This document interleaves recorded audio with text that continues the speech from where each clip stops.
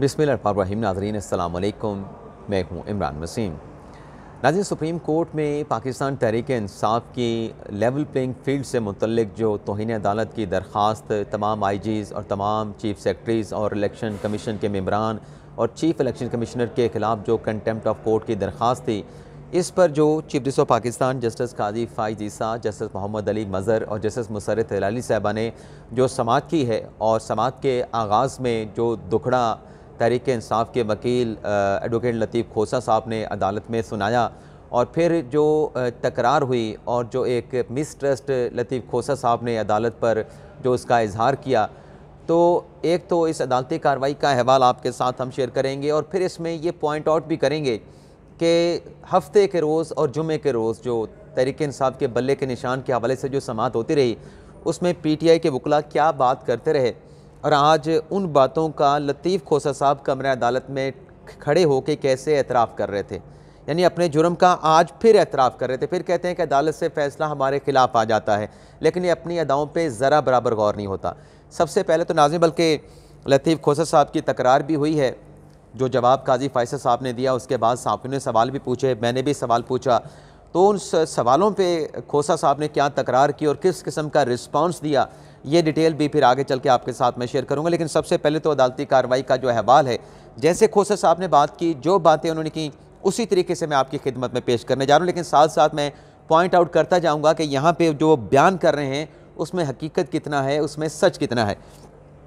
नाज़रीन, इनका नंबर लगा हुआ था, केस लगा हुआ था 10वें नंबर पे और 11 बजे सुप्रीम कोर्ट में ब्रेक हो जाता है, तो ये 7 नंबर तक केस जो है वो 11 बजे तक सुने गए, फिर 11:30 बजे तक वक्फ़ा होना था। लेकिन जैसे वक्फ़ा हुआ, जो जज साहबान के कासिद होते हैं वो आके सीटों के पीछे खड़े हुए कि जज साहबान उठेंगे और वो पीछे से जो है वो चले जाएंगे टी रूम में। तो लतीफ़ खोसा साहब अचानक से रोस्टरम पे आते हैं और आकर वो बात करते हैं, बल्कि बात होती है भी आपका तो केस दूर है, तो उन्होंने कहा जी मैं सिर्फ 5 मिनट बात करना चाहता हूँ। तो लतीफ़ खोसा साहब ने कहा कि आपके 13 जनवरी के फैसले से, यानी जो PTI के बल्ले के निशान के हवाले से नहीं था, वो इंट्रा पार्टी इलेक्शन का केस था। ये भी नाज़रीन हमें समझने की ज़रूरत है कि ये बल्ले के निशान का केस नहीं था, बल्ला आपको उसके नतीजे में मिलना था अगर आप अपना इंट्रा पार्टी इलेक्शन दुरुस्त कराते, लेकिन PTI ने बयानिया बनाया कि हमारा बल्ले का केस है। वैसे यहाँ से नाज़रीन मज़ीद आगे जाने से पहले, अगर आप हमारे देखने वाले समझते हैं कि हम बिल्कुल सच बात करते हैं, बिल्कुल गैर जानिबदार रह के चीज़ें आपके साथ शेयर करते हैं और ये चीज़ें दूसरों तक भी पहुंचनी चाहिए, तो हमें सपोर्ट करें। सपोर्ट कैसे करना है वो मैं नहीं बताऊंगा, बहुत सारे यूट्यूबर आप सुनते होंगे वो क्या बयान करते हैं कि आपने क्या करना क्या नहीं करना। मैं इतना कहूँगा कि वीडियो पसंद आती है तो उसे आपने लाइक ज़रूर करना है और दोस्तों के साथ शेयर ज़रूर करना है। बाकी आप सब्सक्राइब करें, आप बेल आइकॉन का बटन प्रेस करें, वो आप मुझसे ज़्यादा बेहतर जानते हैं। तो लतीफ़ खोसा साहब ने नाज़रीन कहा कि हम आपकी अदालत में लेवल प्लेइंग फील्ड के लिए आए थे। आपने 13 जनवरी की रात 11:30 बजे ऐसे फैसला सुनाया जिससे तहरीक इंसाफ का शिराजा बिखर गया। हम अब क्या तवक्को करें कि हमें लेवल प्लेइंग फील्ड मिलेगी। आगे वो कहते हैं कि हम अब जमहूरियत की बका के लिए अवाम के पास जाएंगे। आपके पास आइन के आर्टिकल 187 के तहत अख्तियार है कि आप अहकामात दे सकते हैं। अब यहाँ पे वो जो बात कर रहे हैं ना लतीफ़ खोसा साहब, अब वो अदालत से दरख्वास्त कर रहे हैं कि आप आर्टिकल 187 के तहत हमें कोई नोटिस ले लें, खुद नोटिस ले लें और पहले वाला फैसला टर्न डाउन कर दें, या फिर हमें कोई इंतखाबी निशान इलेक्शन कमीशन से लेके दे दें। ये कोई अदम एतमाद का इजहार नहीं है, लेकिन क्योंकि सवाल का जवाब नहीं था और एक बात का डर भी था, खदशा भी था। वो क्या डर था, क्या खदशा था, उसका भी मैं आगे चल के जिक्र करूँगा कि क्या गलत बयानी खोसा साहब करते रहे, हकीकत क्या है, मैं अभी आपको बयान करूँगा। लेकिन पहले अदालती कार्रवाई आपके साथ शेयर कर लूँ। आगे कहते हैं कि हम आपकी अदालत में केस नहीं लड़ना चाहते क्योंकि ऊपर कहा कि हमारे पार्टी का शिराजा ही बिखर गया। हमने जिस जमात से इत्तेहाद किया था उसके सरबराह को उठा लिया गया और प्रेस कॉन्फ्रेंस करवाई गई। अब नाज़रीन, जिस पार्टी से ये इल्हाक की बात कर रहे हैं, अख्तर इकबाल डार साहब, पाकिस्तान तहरीक इंसाफ नज़रियाती, आप इनके अपनी जमात के रहनुमा बानी रहनुमा हामिद खान साहब का स्टेटमेंट निकाल के देखें। वो खुद कहते हैं कि मैंने मुखालफत की थी, मैंने कहा था कि इसके साथ आप इल्हाक ना करें, इस पर ट्रस्ट ना करें, ये बाएतमाद बंदा नहीं है। लेकिन ये फैसला किया गया, ये हामिद खान साहब कहते हैं, और इमरान खान साहब को बताए बगैर किया गया। तो एक ऐसा बंदा जो आपको पार्टी का बानी कह रहा है, बानी किस लिए होते हैं? पुराने तजर्बाकार लोग होते हैं, एक्सपीरियंस लोग होते हैं, उनसे अगर कोई बात आती है तो फिर उसको माने। आपके पास और जमातें थीं, जैसे कि मैंने कल के व्लॉग में बताया था कि मौलाना शिरानी ग्रुप है, जमीयतुल इस्लाम उनकी जमात है, मजलिस वहदतुल मुस्लिमीन थी, शेख रशीद की जमात थी, लेकिन आप वहाँ पर क्यों गए? पता करें ना, अपनी पार्टी में प्रोब करें, किसी और पे मलबा डालने की बजाय। आगे कहते हैं कि हमने जिस जमात से इत्तेहाद किया उसके सरबराह को उठा लिया गया और प्रेस कॉन्फ्रेंस करवाई गई। इत्तेहाद करने पर अब हम पर मुकदमात बनाने की तैयारियां हो रही हैं। तो कल नाज़रीन जो मैंने बात की थी कि जो प्लान सी की बात कर रहे हैं कि आज़ाद कैंडिडेट खड़े होंगे, तो उन्हें नाज़रीन उन आज़ाद कैंडिडेट्स ने जो नज़रियाती के टिकट जमा कराए हैं उसके बाद जो इलेक्शन कमीशन का फैसला आया है और जो अख्तर इकबाल डार ने प्रेस कॉन्फ्रेंस की है, मैंने कल बताया था कि जिन जिन लोगों ने ये टिकट जाके आरओ को जमा करवाए या इलेक्शन कमीशन में कोई कंप्लेंट दी, उन्हें जालसाजी का, उन्हें फौज डॉक्यूमेंट्स पेश करने का, जाली टिकट्स पेश करने की कार्रवाई का सामना करना पड़ेगा, जो पाकिस्तान पीनल कोड का सेक्शन 420 है, 468 है, 470 है, उसका सामना करना पड़ेगा। और अगर ये इल्ज़ाम साबित हो गया, जिसने भी ये केस टेकअप किया पीटीआई के आज़ाद उम्मीदवारों के खिलाफ ये कंप्लेंट दर्ज कराई, चाहे आरओ दर्ज करवाते हैं, चाहे इनका मुखालिफ कैंडिडेट दर्ज करवाता है, तो फिर इनको ये सज़ाएं भुगतना पड़ेंगी। इनको पहले सोचना चाहिए था। हामिद खान साहब आज ये कह रहे हैं, तो हामिद खान साहब की तो बात इन्होंने खुद नहीं मानी थी। बाएतमाद लोगों पे एतमाद करते, जो आपकी पार्टी को छोड़ गया था, जो आपको क्रिटिसाइज़ कर रहा था, जो आपको बुरा भला कह रहा था, उसके साथ जाके आपने मुआहिदा किया, तो पता करें ना किसने कहा था कि इसी के साथ हम अपना जो है वो लिहाज कर लेते हैं। आगे कहते हैं नाज़रीन कि आपके फैसले के बाद तहरीक इंसाफ के लोग आज़ाद इंतखाबात लड़ेंगे। तो जस्टिस मुसर्रत हिलाली ने लतीफ़ खोसा से कहा कि आप बता रहे हैं कि आपने किसी सियासी जमात से इत्तेहाद किया था।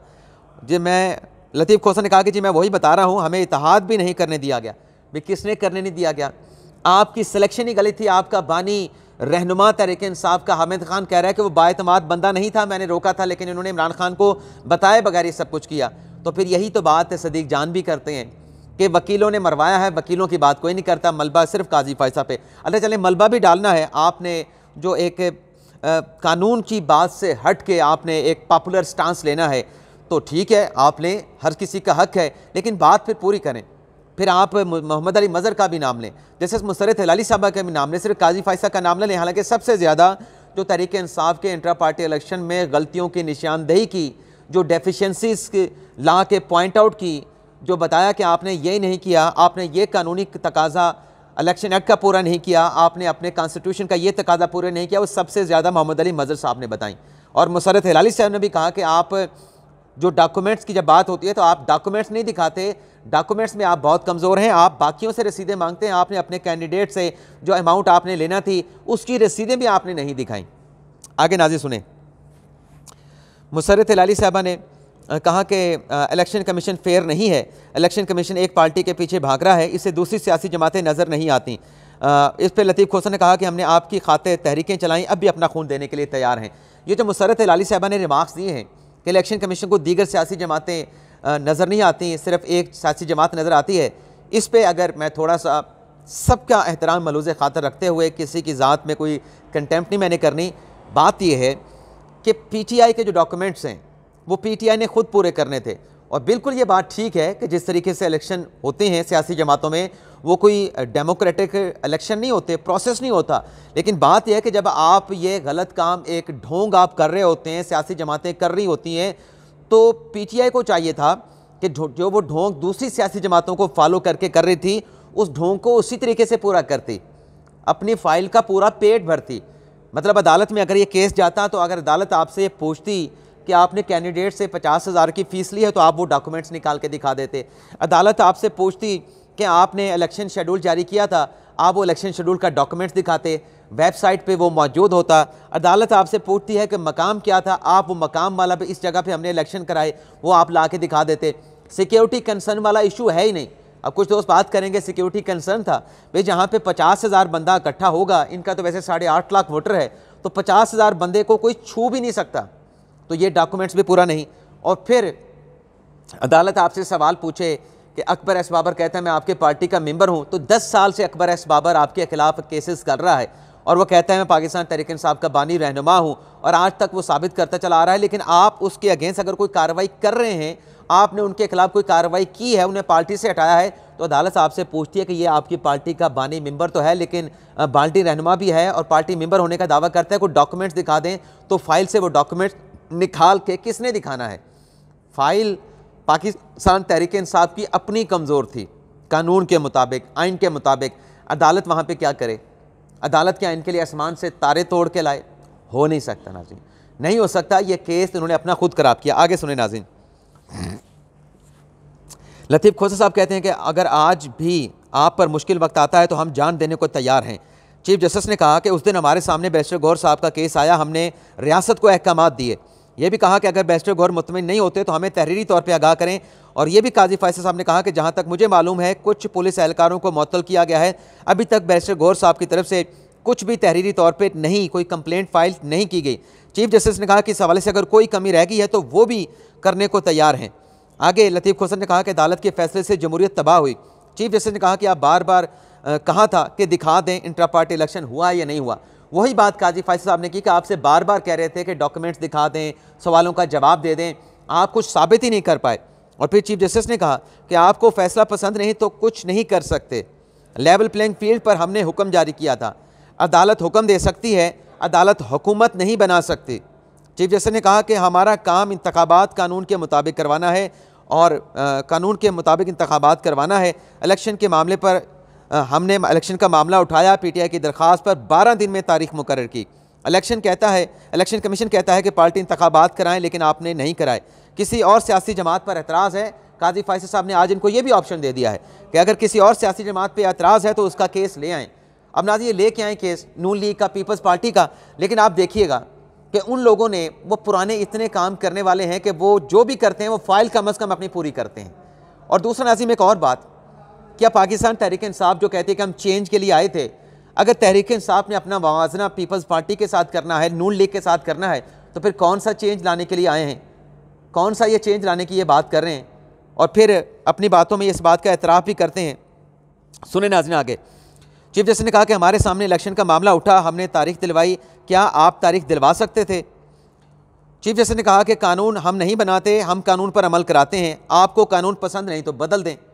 अब कानून की बात हो रही है, बाहर जो बात हो रही है कि सुप्रीम कोर्ट ने फैसला क्यों दिया, वो एक जो पॉपुलर जो पॉलिटिकल स्टांस होता है उस पर बात हो रही है, कानून की बात हो रही है। और उसका जो कंपैरिजन लोग करते हैं कि ताहियात नाहली उस जैसा केस है।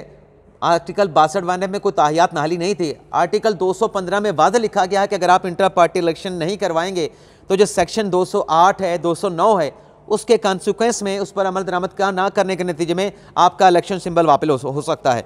आगे देखें जी, लतीफ़ खोसा साहब ने कहा कि अवामी नेशनल पार्टी को इलेक्शन कमीशन ने इंतखाबी निशान वापस दे दिया, तहरीक इंसाफ को क्यों नहीं दिया?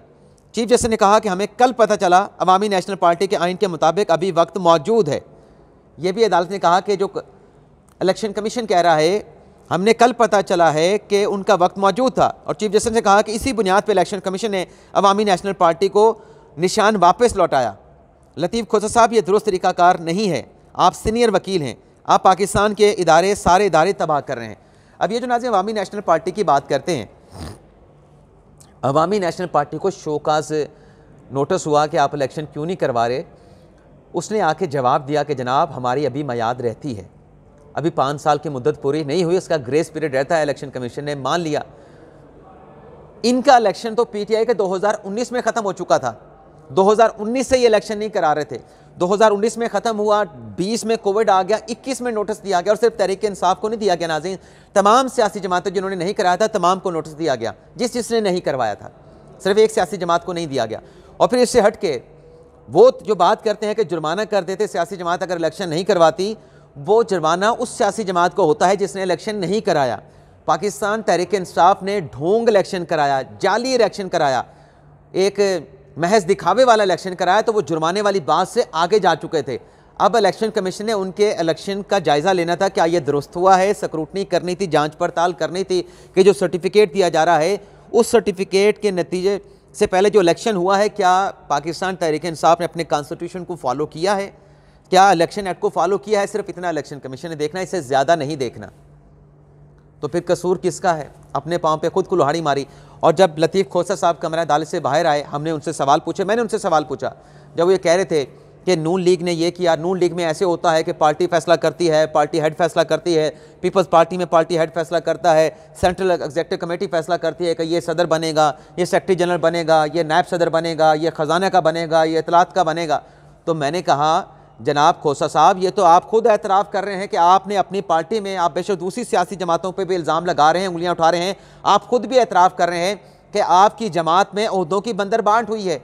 आपने अपने कारकुनान को लेवल प्लेइंग फील्ड नहीं दी, आपने बंद कमरे में बैठ के फैसला कर लिया कि फ़लाँ सदर होगा, फ़लाँ नैब सदर होगा, फ़लाँ जनरल सेक्रेटरी होगा, तो उल्टा मेरे ऊपर चढ़ दौड़े। कहते जी नून लीग वाला सवाल ना करें। मैंने कंपैरिजन क्या किया था, मैंने कहा था आप तो खुद एतराफ़ कर रहे हैं कि आपने अपने कारकुनान को, जब आप नून लीग पीपल्स पार्टी का नाम ले रहे हैं कि वहाँ पे भी यही होता है कि पिक एंड चूज़ होता है कि तू फ़लाँ ओहदे पे, तू फ़लाँ ओहदे पे, तो आप तो खुद एतराफ़ कर रहे हैं कि अगर वो अपने कारकुनान को लेवल प्लेइंग फील्ड नहीं दे रही तो आपने भी नहीं दी। फिर आगे चल के उनकी प्रेस कॉन्फ्रेंस खत्म हुई क्योंकि वो कह रहे थे कि जी वो मेरे बेटे खुरम खोसा को गिरफ्तार कर लिया गया, उसका जिक्र जो है वो आईजी पंजाब ने जो रिपोर्ट जमा कराई है, चीफ सेक्रेटरी ने उसका जिक्र नहीं किया। वो भी झूठ कर रहे थे, गलत बयानी कर रहे थे लतीफ़ खोसा साहब। जो चीफ सेक्रेटरी ने रिपोर्ट जमा कराई है नाज़रीन मेरे पास, मैं रिपोर्ट आपको सिर्फ एक दिखाऊंगा, लेकिन उसमें लिखा यह गया है कि लतीफ़ खोसा के हवाले से जो फैसला है अदालत का, लाहौर हाई कोर्ट का, उस पर ज़्यादा कमेंट नहीं करेंगे। उनकी गिरफ्तारी हुई थी लेकिन लाहौर हाई कोर्ट ने उनको रिहा करने का हुक्म दिया, उस पर ज़्यादा बात आईजी पंजाब ने, चीफ सेक्रेटरी ने इसलिए नहीं की कि कल को यह मामला सुप्रीम कोर्ट में आना है तो इस पर फ़िलहाल हम कोई कमेंट नहीं करेंगे। और फिर वो बात करते हैं, ये नाज़रीन चीफ सेक्रेटरी पंजाब की रिपोर्ट है मेरे पास, मैंने सुबह ट्वीट भी किया था, सुबह मैंने वीलॉग भी किया था। तो फिर ये बात हुई, मैंने उनसे सवाल किया कि आप कहते हैं कि पूरे मुल्क में सेक्शन 144 लगा दिया गया है, पूरे मुल्क में आप में 2400 लोगों के आपके अरकान ने, रहनुमाओं ने नॉमिनेशन पेपर जमा करवाए, आप कहते हैं कि उनको इलेक्शन कैंपेन नहीं करने दी जा रही, उनको रोका गया, उनके रुकावट डाली गई और कैंपेन नहीं करने दी जा रही, सेक्शन 144 लगा दिया गया है, तो 2400 लोग आपके जो है वो नॉमिनेशन पेपर जमा कराते हैं, लेकिन अदालत में आपने सिर्फ 4 शहरों का बताया है, वज़ीराबाद का, सवात का, मानसेरा का, और उसके साथ साथ आपने बुनेर का बताया कि वहाँ पे सेक्शन 144 लगा है। और वो सेक्शन 144 नाज़रीन तमाम लोगों के लिए होता है, सिर्फ पाकिस्तान तहरीक इंसाफ के लिए नहीं है, वो पीपल्स पार्टी के लिए भी है, वो PTI के लिए भी है, वो नून लीग के लिए भी है, वो जमात उल पे के लिए है, बाकी तमाम सियासी जमातों के लिए है, लेकिन सिर्फ 4 शहरों का दिखा सके और बात पूरे पाकिस्तान की करते हैं। और इसी तरीके से जो कहते हैं कि पकड़ धक्कड़ की गई, रोका गया, जाने नहीं दिया गया, नॉमिनेशन पेपर फाइल नहीं करने दिए गए। पहले तो 859 सीटों पे आपने 2400 से ज़्यादा नॉमिनेशन पेपर जमा कराए, लेकिन जब आप बयान हल्फी लेके आए कि लेवल प्लेइंग फील्ड नहीं मिल रहा, तो 2400 से ज़्यादा, 2450 से ज़्यादा आपके कैंडिडेट्स कागज़ जमा कराते हैं। आप सिर्फ 6 लोगों का एफिडेविट लेके आते हैं, देखें जी, जिसमें 2 कहते हैं कि हमें कैंपेन नहीं चलाने दी जा रही, 2 कहते हैं कि हमें पेपर जमा करवाने गए तो हमें जमा नहीं करवाने दिए गए, 2 कहते हैं कि हमें गिरफ्तारी से डराया गया। तो 6 लोग, सिर्फ 2450 लोगों में से 6 केस पूरे मुल्क में। तो आज नाज़रीन ये जो पटिशन वापस ली गई है, दरअसल ये जो ढिंडोरा सोशल मीडिया पे पाकिस्तान तहरीक इंसाफ जो पीटती है, उनसे सवाल करने वाला कोई नहीं होता, कानून की बात करने वाला कोई नहीं होता। कानून पे आए, हमारे साथ बात करें, हमारे साथ बात करें, किसी के पास जवाब नहीं होगा, क्योंकि वो एक पॉपुलर स्टांस के ऊपर बात करते हैं। भाई 2021 से इनके लिए हालात अगर ख़राब हो रहे थे, 2022 में ख़राब हो गए थे, तो ऐसे मौक़ों पे जो कहते हैं ना दूध का जला हुआ, वो तो छाछ क्या कहते हैं, वो भी फूंक फूंक के पीता है। तो फिर किसने करना था ये गलतियां, कोताहियां, डेफिशिएंसी किसने की? PTI ने खुद की हैं। अब ये जो आज भागे हैं सुप्रीम कोर्ट से, उसकी वजह ये है कि ये सवालात होने थे कि आप इतना बड़ा इल्ज़ाम लगाते हैं लेकिन सिर्फ 6 एफिडेविट। और मैंने जब सवाल किया कि आपने 6 एफिडेविट जमा कराए, कहते जी 60,000 हमारे पास हैं। भाई अदालत में जमा करवाते, पास रख के क्या कर रहे हो? लेकिन बहरहाल नाज़रीन, इजाज़त चाहते हैं, ये सुप्रीम कोर्ट में अदालती कार्रवाई का अहवाल था। इजाज़त चाहते हैं आपसे। अल्लाह ताला हम सब का हामी नासिर, अपनी दुआ में याद रखिएगा। अल्लाह हाफ़िज़।